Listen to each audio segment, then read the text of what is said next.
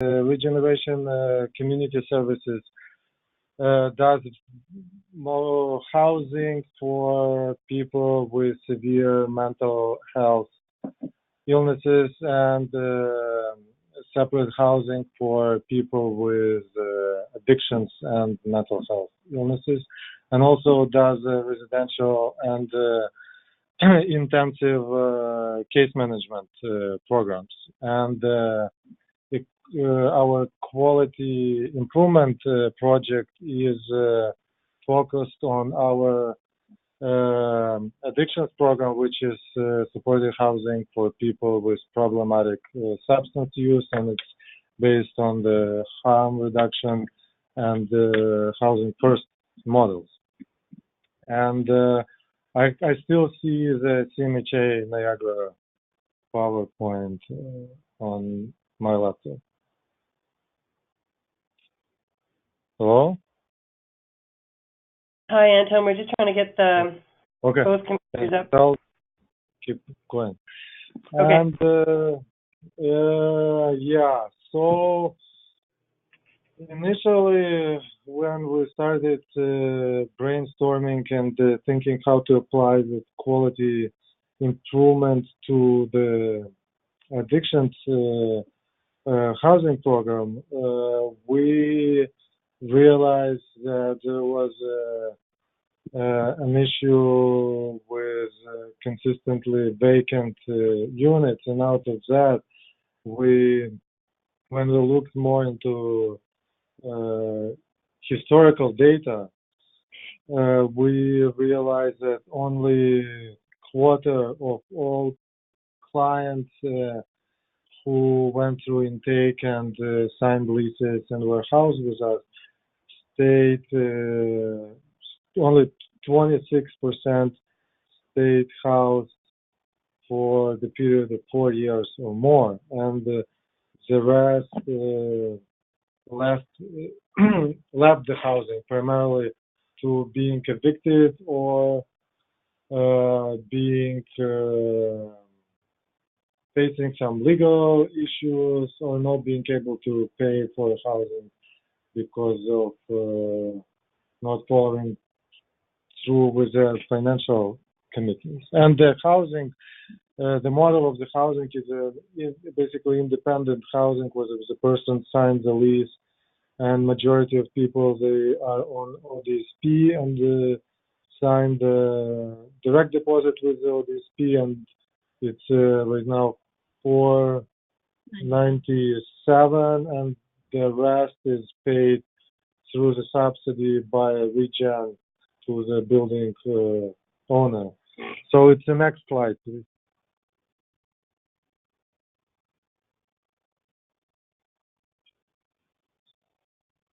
Yeah, so that's how it, okay, yeah. So, and then the next slide.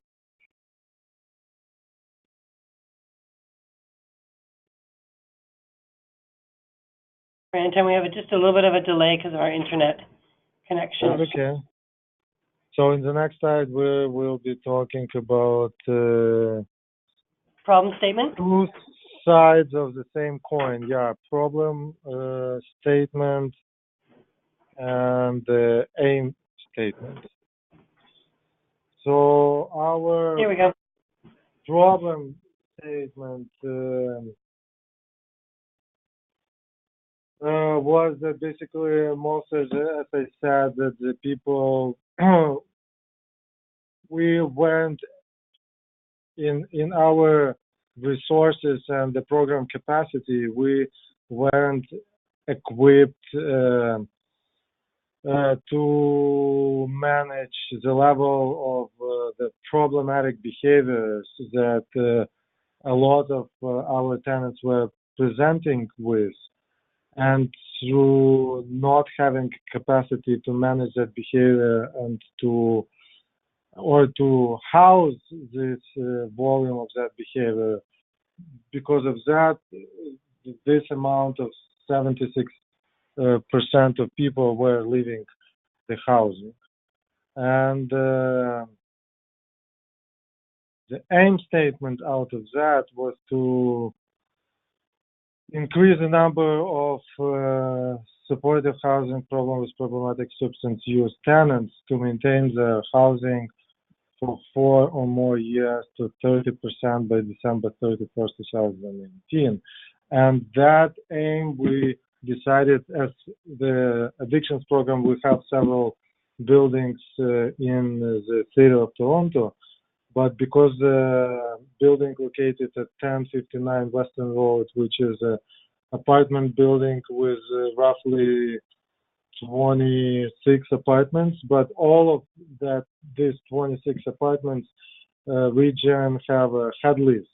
So all of these apartments and tenants in these apartments, they have received support, both housing and case management support from Regen or from Regen partners. So it's easier to start the project for us. It was for data collection and implementation of new steps was to focus the project just on 1059 Western Road. And the next slide. So the next slide would be basically the diagnostic journey, in which means that the tools we used in quality improvement to determine the root causes of our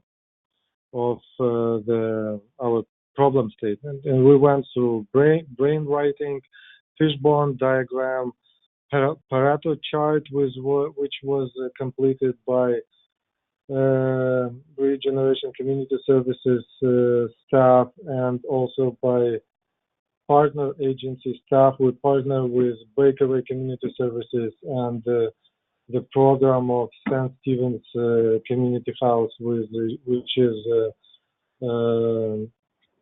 E-QIP, and their intensive case management community. And then two review of our housing records, which included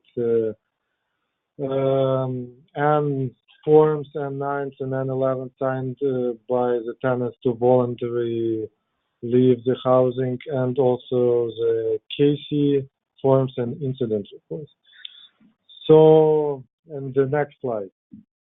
So the fishbone diagram, we after brain writing all the issues that everyone thought, we tried to categorize them, and that allowed us just to probably more systemically look at where we were with what we thought were the issues. And with the Pareto chart, it just helped us to focus on three main problematic categories, which was it's the next slide, please. It's the next slide, yeah. Which was a tenant program mismatch, which has most votes, and that is basically that we believe that because of we realized that we had a really low to no threshold in terms of accepting the new clients into our supportive housing independent program. And at the same time, we realized that that was backfiring on us and on tenants, because as we had no threshold, but at the same time we didn't have resources and capacity to support and maintain the housing for people with that level of problematic behaviors. And the second group of that we voted for was our responses to problematic behavior, which we, through the data collection, we determined that they weren't timely, or sometimes they were started in a timely manner, but then for various reasons, they weren't followed through with, and they were just falling through the cracks, and probably so the person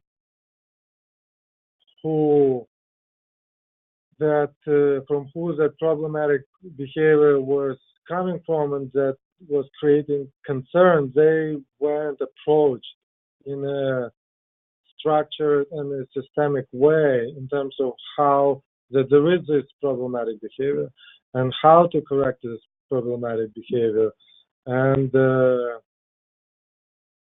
what are the means and supporting mechanisms in place that they can rely on to correct this problematic behavior. So they were basically, it was contributing to them continuing and over time increasing the amount of this problematic behavior to a level where it was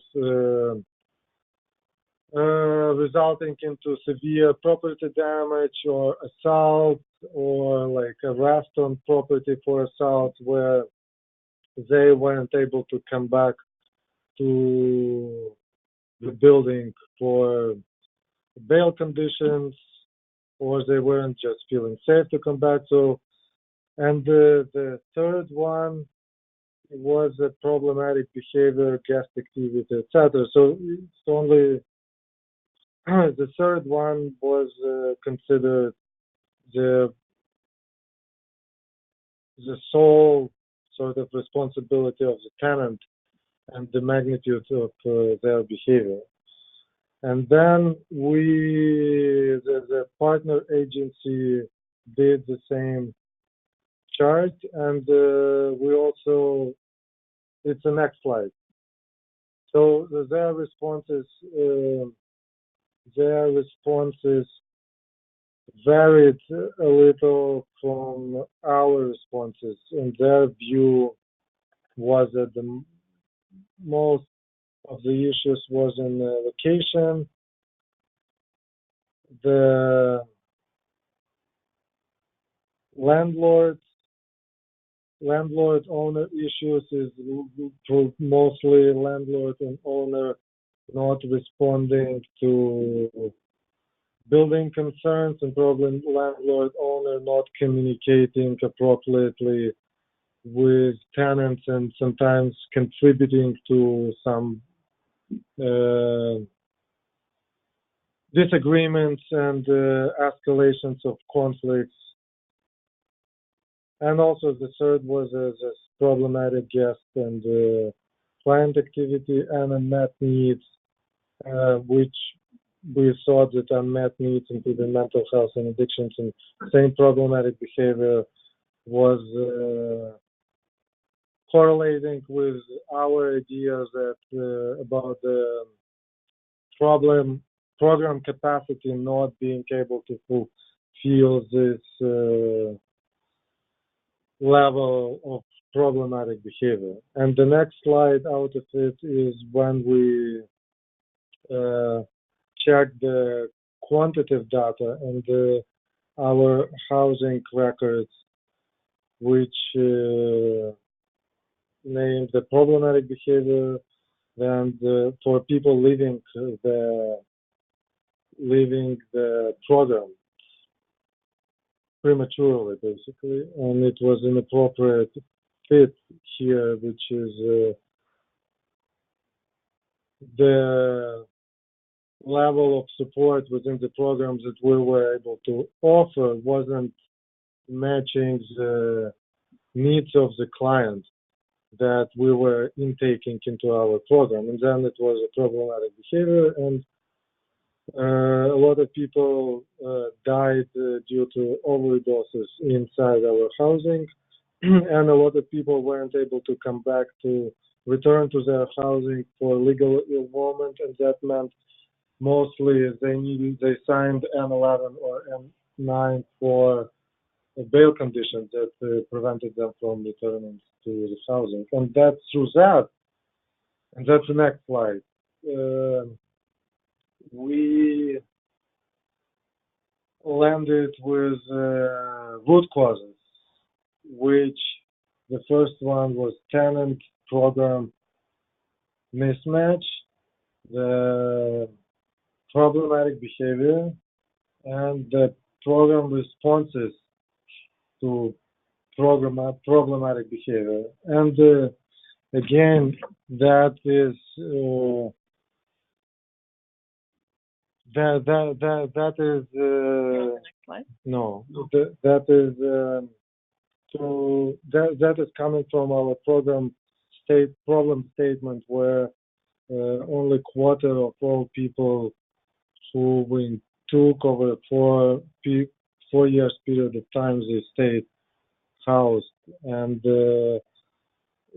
exploring that, we realized that we didn't have enough resources to provide enough support, basically for intaking anyone who was put forward, and that there were problematic behaviors, because the program is to house people with problematic behaviors, and that our responses weren't adequate to provide necessary support and weren't systemic, clear, and reliable to provide support and reliability for both the client, the partner agency, and for us to stay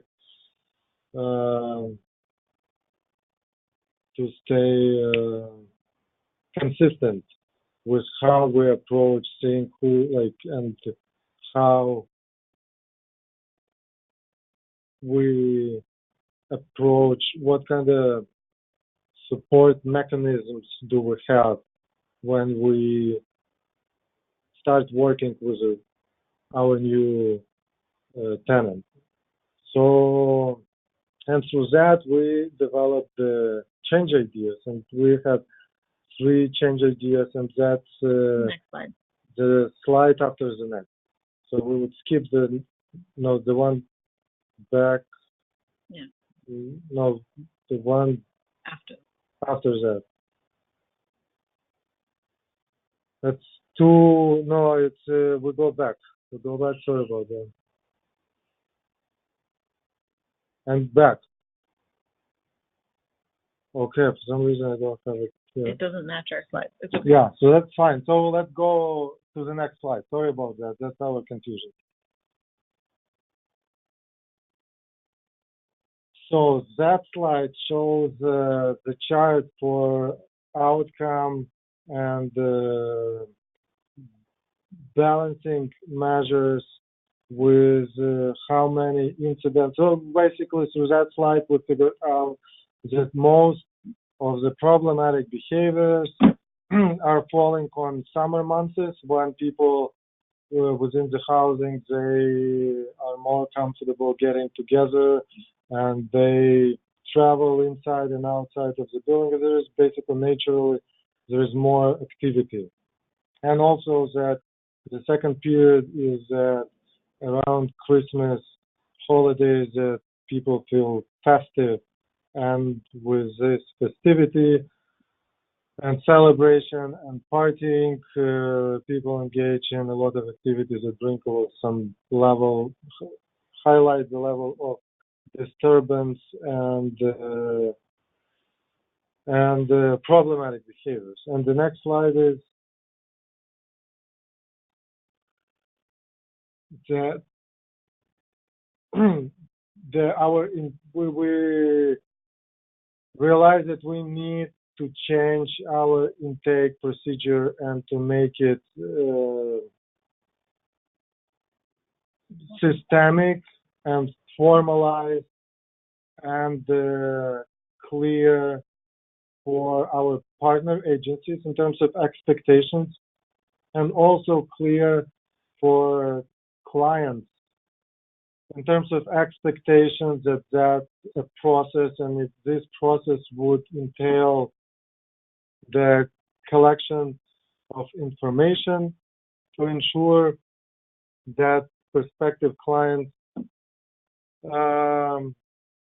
would that we would be able to provide adequate level of support based on their history of housing and how they see themselves and what they want in our program. And for that, we decided to develop a four-step process with first appointment would be an information session where we would invite, after receiving the application from the temporal access, we would invite the client with their TCAT or breakaway case manager for information session. In that information session, we would basically tell them about what that housing is, what kind of nature of the building.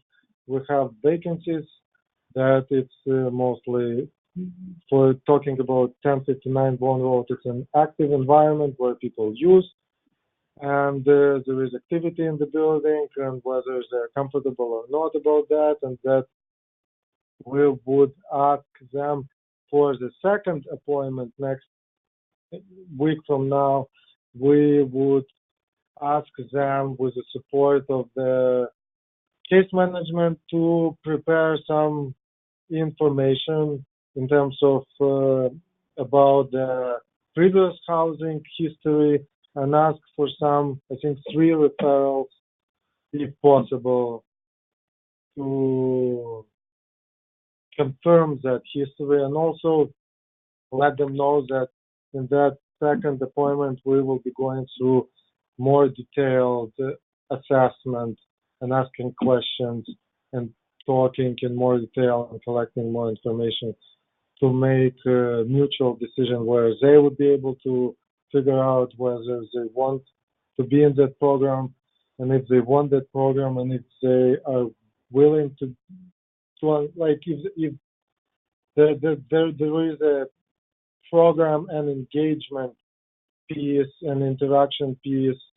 with housing case management and community case management and the client.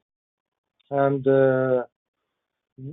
after that second interview, we would be getting together as a team with our program manager, and at least 2 case managers, and the information that we would collect, making our decision whether we would be able to support and provide adequate support to that person. And if we decide that we would, then we would be contacting that person and inviting them for the third appointment. And in that third appointment, idea of the third appointment would be to view the unit and to also talk about the support plan. And the support plan is an active engagement and program plan, because in the lease we can't put in the lease the program plan, because lease is governed by a different legislation which is completely program unrelated. But for the sake of making it work and making that something that we can come back to and something that we can follow through, we realize that it's important to have the support plan that would include Regen, support agency, and the case management and the client. And in that support plan, we would be talking about current needs of the client and who would be responsible and supportive with what, and the client's roles in that. And then would there be, based on the previous history on some anticipated things, some issues coming up? How would we be approaching that, and how would we be supporting that with the client? And if that wouldn't be working, then who would be responsible to bring it back to the table and then brainstorm again to just roll this sort of supportive plan going, and then that accountability piece going to to have this support mechanism working and make sure that these pieces are not falling through the cracks as they were falling before. And then as we do that, the fourth step would be the admission piece, where that would be basically the final confirmation and the promise of occupancy, and the client would be getting their keys and signing the lease. Next slide. And the next slide, yes, would be the process measures that the quantitative data of the prospective client would attend. It's basically to show that they're ready and they're engaged in the process, that they attend all 4 sessions, and they communicate that they understand engagement requirement, which is the readiness to participate in that support piece that we talked, and support plan that we talked in the previous slide, and that we would go through and receive the references and the behavioral expectations. The behavioral expectations we would be talking, starting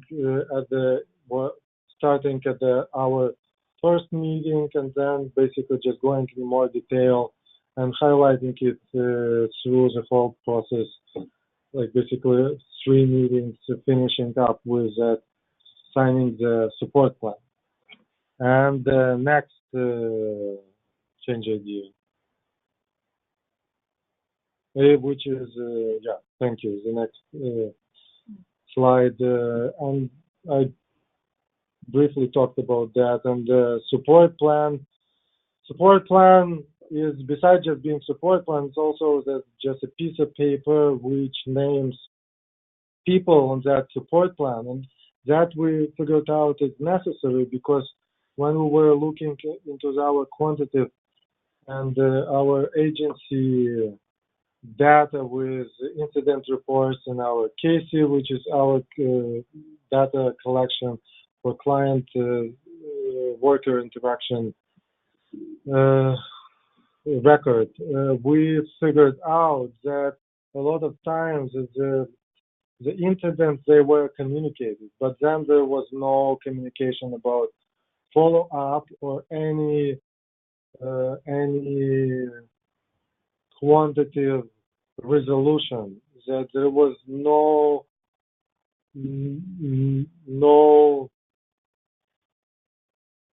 nothing to go back and explore the passage of what has been done and how it has been done and why there was no result. So there was no basically information in terms of to collect and see where it all fell apart. So for that, we decided that we need this chart with names and organizations and telephone numbers, and then tasks basically to have it ready, and then as we would be and issues as down the road we would be approaching some of the issues as they would arise, we would be going back to that chart and we would be editing it and editing some responsibilities and other things, but it would be like a live floating document to go back to, and that would the idea of it would be the document that would have this problem resolution and support plan keep it running to the point where that issue would be resolved and how it would be resolved, and around that there would be an appropriate documentation attached with incident reports and the KC documentation. So the next slide, please.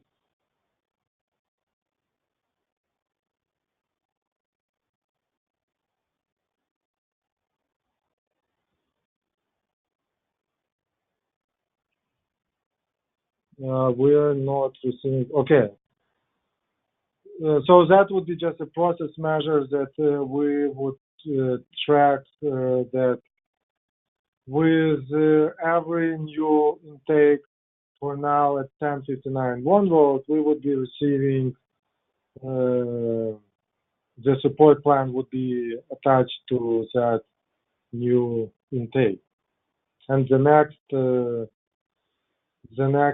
slide is a new change idea with care team conferences.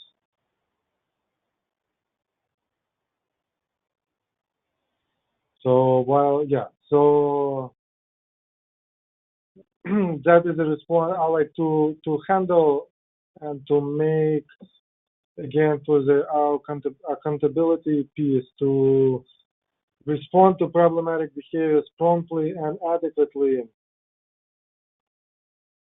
is to have case conferences where all partners like Breakaway, TCAT, Regen, and as well the client would be part of the discussion in terms of the incident that we had, and that would be based on the incident report that would be completed, and having handy the support plan that we have, and adjusting it down the road to just clarify what are the roles and how we're moving forward with that. So let's say if there is a hoarding issue, which is a fire hazard, and which is hygiene issue where the contractors are refusing to go in, fire department refusing to go in,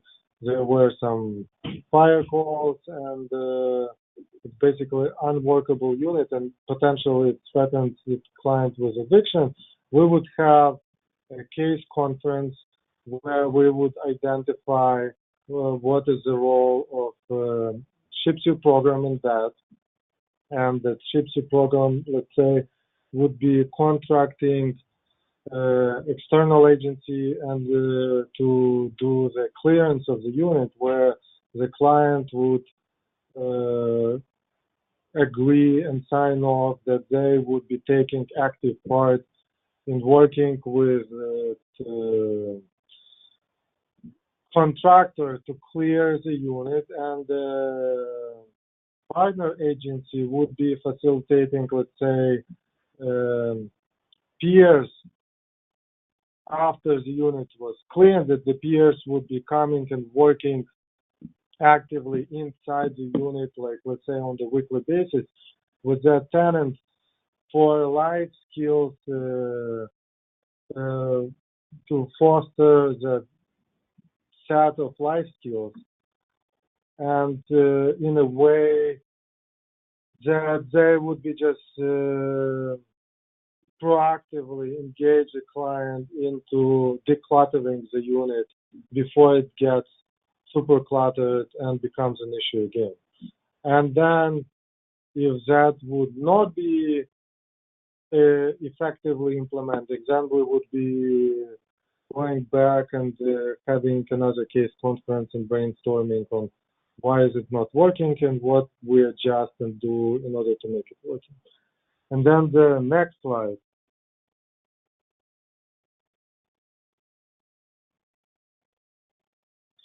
And so the one thing that we identified is that for that actually to move forward with most of the stuff that we just discussed in the previous slide, it's really important to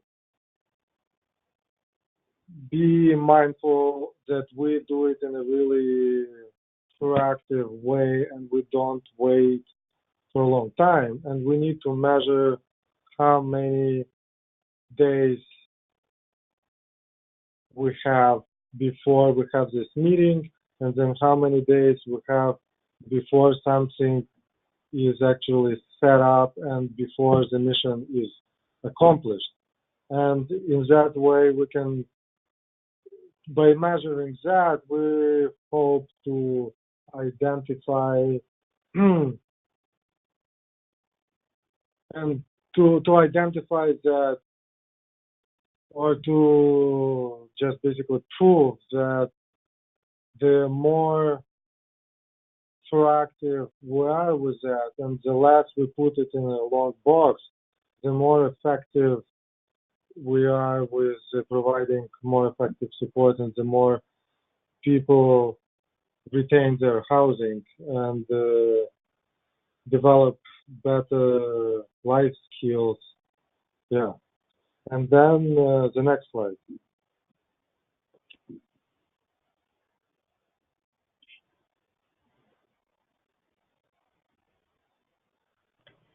So Anton, I'm sorry about this delay that we're having. That's okay. On our side. So I'm hoping that you can finish fairly soon. We'd like to take a little break, and then we're going to get to the next presenter. So we can actually skip that slide, and then we just go. The challenges we figured out is just basically a lot of. It would involve more administrative stuff, but at the same time, it's a challenge. But at the same time, it's a necessary thing to make it more systemic for the program, more workable, more predictable, and it would bring more clarity in terms of completing in a timely manner all the incident reports, having this clear intake charts through which we can collect all the necessary data with completion of our client interaction, worker-client interaction within 48 hours. And so the next one is the change management, which is making sure that despite the challenges, we stay committed to making this change, and we work as a group, and we stay as a group committed to quality improvement with that project. And the next challenge is system issue, which is basically underlying issue, which we realize that we need to raise our intake threshold just because we don't have enough resources, and that is relevant to funding because we don't have enough staff and we can't have shifts in our program, and we realize that it's really something that is outside our control, and because of that, probably if we stay committed to making these changes and collecting data, later on when we have this completed project with all the data, we will be able to show it on the system level that there is a need for more higher support and more funding to provide the housing for people who have higher level and incidents of these problematic behaviors that we can support in our programs. And then the next slide is about the lessons that we learned, that it's important to be consistent and timely in terms of approaching the incidents, and also to make to be really clear and to be really committed to the changes that we make into the structures that we develop within the quality improvement, like the new intake flow chart, and yeah. And then the impact on our organization is like in terms of understanding the quality of quality improvement and how it can, what improvements it can bring to the overall agency. And the next slide is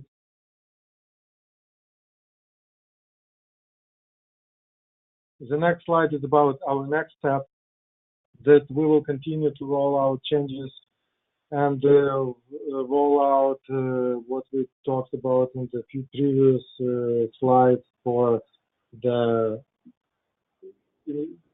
whole addictions program, and continue developing standardized responses to problematic incidents and collecting data, and how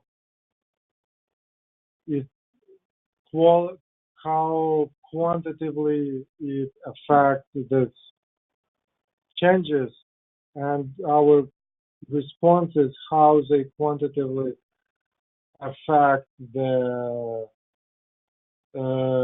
our tenants' retention of their housing and its stability. And then we would share our final findings with agency staff, the SHIPSU network, and the mental health and addiction sector. That's it for now. Thank you for listening. Thanks so much, Anton and Tanya.